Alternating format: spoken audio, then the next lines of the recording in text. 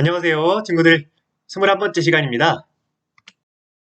자, 오늘은 54페이지에서 55페이지까지 신라에 대해서 이제 마지막으로 보겠습니다. 자, 학습 목표 여러분들 보면 이제 가장 늦게 신라가 건국을 했죠. 그 건국 과정과 다시 수정하겠습니다. 건국은 먼저 했는데 성장을 가장 늦게 했죠. 과정을 정리하고요. 다음 신라의 정치 체제 마찬가지 보도록 하겠습니다. 참고로 신라는 최초의 사로국이라고 불렸다는 거. 신라라는 국호는 나중에 지증왕 때 나온다는 거 알아주세요. 사로국. 자, 그래서 건국에 대해서 먼저 보고요.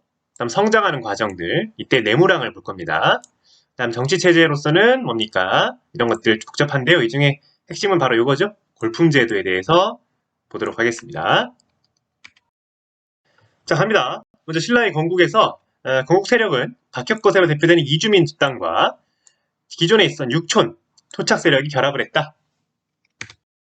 자, 여러분들 신라 건국 새 임금 이야기가 있는데요. 이게 이야기 설명하려면 길어요. 쌤이 사실 녹화를 다시 하고 있어요. 설명을 좀 길게 해가지고.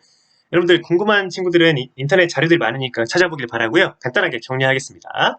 먼저 최초의 박혁거세에는 이렇게, 그죠? 큰 알, 박처럼 생긴 큰 알에 태어났다. 박혁거세. 박씨의 시조죠. 여러분 박씨 많죠? 그랬다가 나중에 뭡니까? 석탈해라 그래서 바닷가에서 강으로 이렇게 뭡니까? 흘러든 거죠.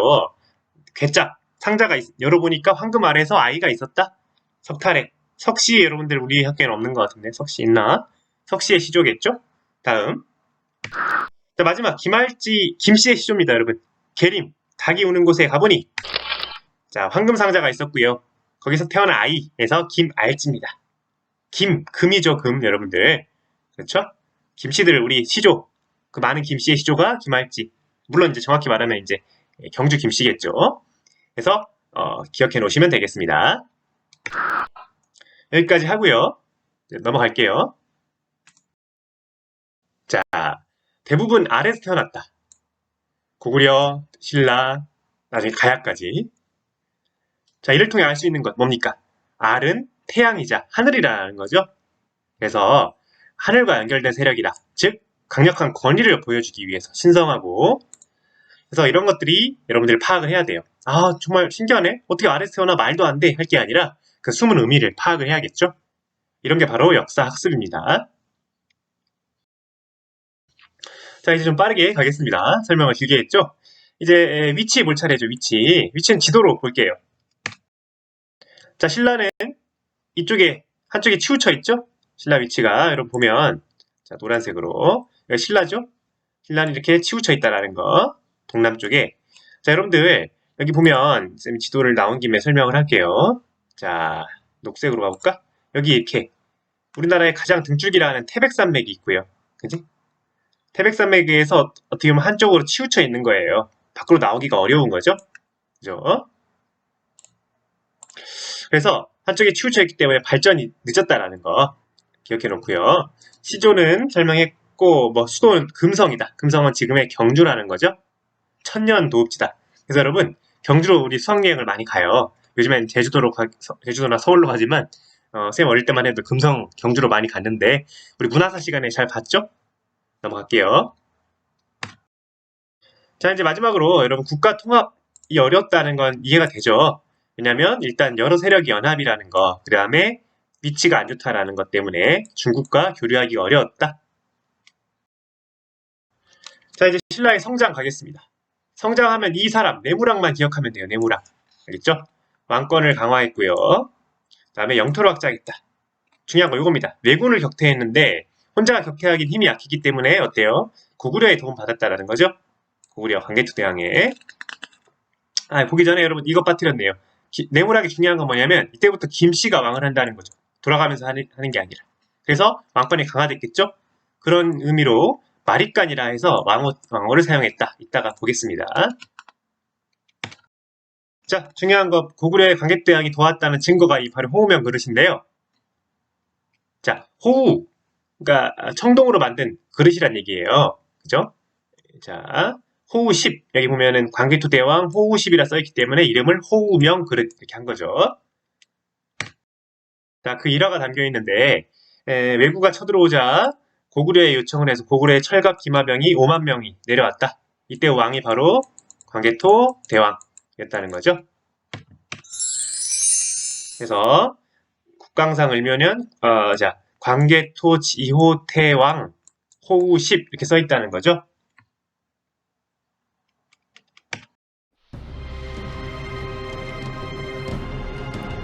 그런데 1946년 경주에서 발굴된 신라인의 무덤에서 수수께끼의 열쇠를 쥐고 있는 뜻밖의 유물이 출토됐다.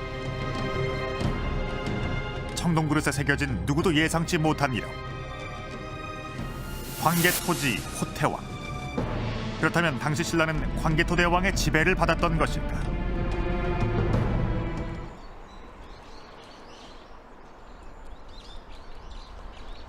우린 국립중앙박물관을 찾아서 광개토 대왕 청동호우를 분석해보기로 했다.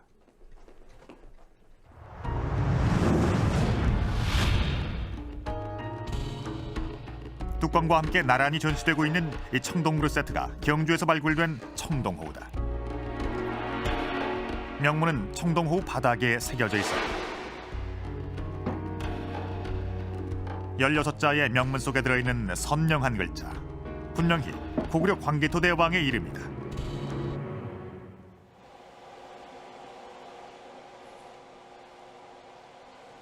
그렇다면 청동호우는 어디서 만든 걸까? 청동호우에 담긴 보다 세밀한 정보를 파악하기 위해 X선 촬영을 의뢰했다. X선 촬영을 하면 표면성으로 보이지 않는 자세한 정보까지 확인이 가능하다.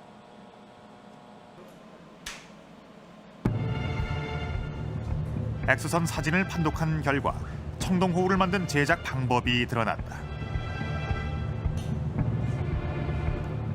청동호우 바닥은 명문을 새긴 그릇의 틀을 미리 마련한 뒤에 청동을 부어서 주조한 흔적이 희미한 선으로 남아 있었다.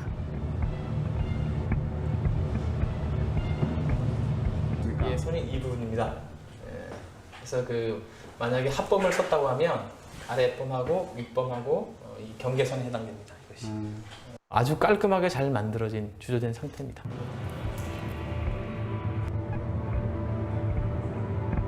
광개토 지호태왕 호우십.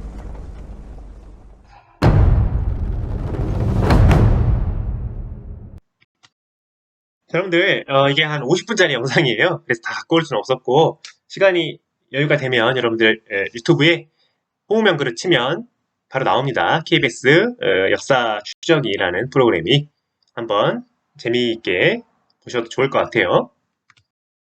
자, 이제 여러분들 54페이지에 있는 궁금증 해결 가겠습니다. 먼저 거서간, 처음에는 간이란 말은 귀한 사람이라는 뜻이다. 다음 차차웅, 무당을 뜻하죠. 무당. 이대왕, 남해왕 때는 차차웅이라고 불렀고요.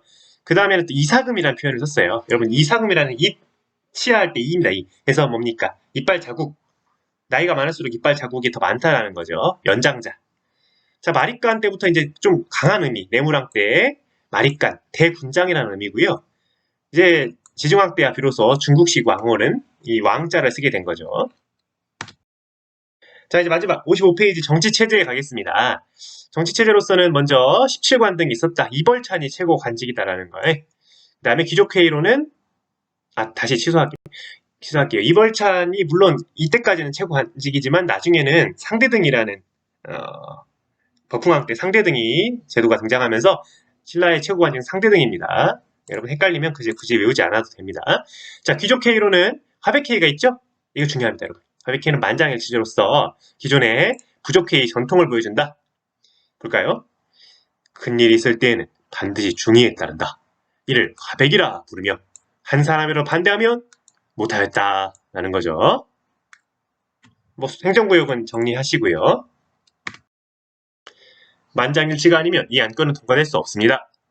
자, 사로 육촌, 촌장들이 모여서 했던 전통으로부터 유래한 귀족회의, 신라 뭐라고 합니까? 바로 화백회의죠. 자, 이제 골품제입니다.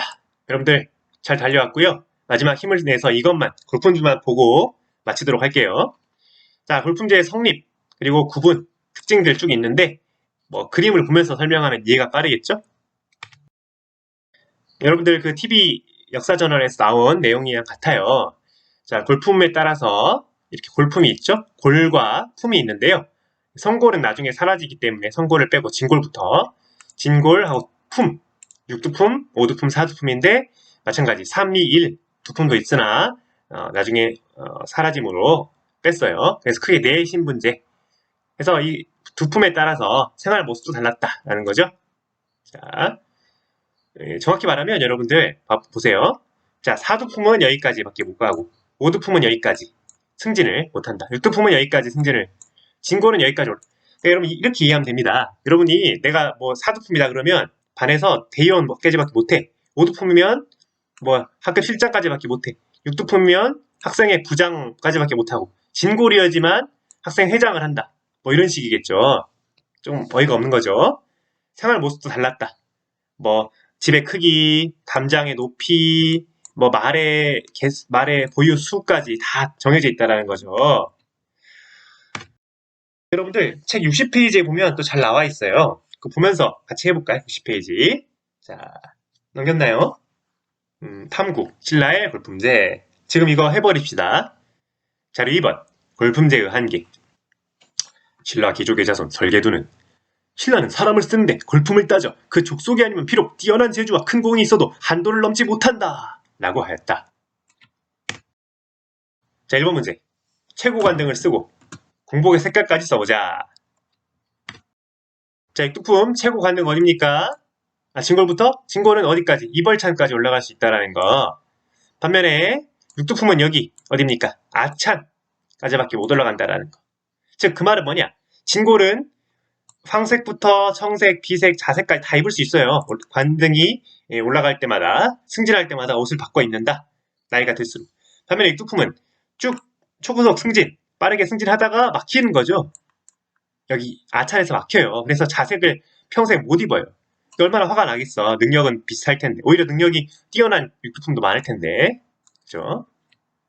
자기 아버지가 육두품이란 것 때문에 자기는 진골로 못 올라간다. 그러니까 이 5등급 이상의 관직으로 못 올라간다는 억울함이 있겠죠? 답은 여러분들 적어봅시다. 참고로 자색은 여러분들 우리 아까 다 봤죠? 자색, 자주색, 뭔가 보라색 느낌의 자주색. 자, 2번 문제 간단하게 써봅시다. 자, 폐쇄적인 신문제였기 때문에 불만이 있었다. 간단하게 쓰면 되겠습니다. 빨간색으로 된 것만 쓰면 돼요. 자, 여러분 오늘 좀 많은 내용을 했죠. 근데 여러분들 이런 걸 다 외울 필요는 없다라는 거죠. 맨 처음에 박씨, 석씨, 김씨가 돌아가면서 했다. 그만큼 왕권이 약했다라는 거. 마찬가지. 거서관, 차차웅, 이사금, 마립간, 왕 했다. 이 왕으로까지 가는데 오랜 시간이 걸렸다. 그만큼 또 느렸다. 약했다. 왕권이. 그런 것들. 화백회의도 마찬가지죠. 화백회의도 뭡니까? 이게 뭡니까? 만장일치잖아요. 그럼 만장일치가 되기가 쉽나요? 어렵죠. 그러니까 왕이 뭔가를 하기 위해서는 귀족들의 또는 촌장 출신들의 도움 받아야 한다. 그런 거니까요. 그만큼 발전이 늦었고 왕권이 약했다라는 걸 알아두면 되겠습니다. 문제 갑니다. 확인학습하고 마칠게요. 1번. 그렇죠. 2번. 3번에 1번. 자, 맞죠? 2번. 골품제 아까 봤잖아요. 문제. 맞습니다. 틀린 게 없으니 설명할게 그죠? 다음 시간에는 이제 고구려의 전성기에 대해서 보겠습니다. 수고했어요.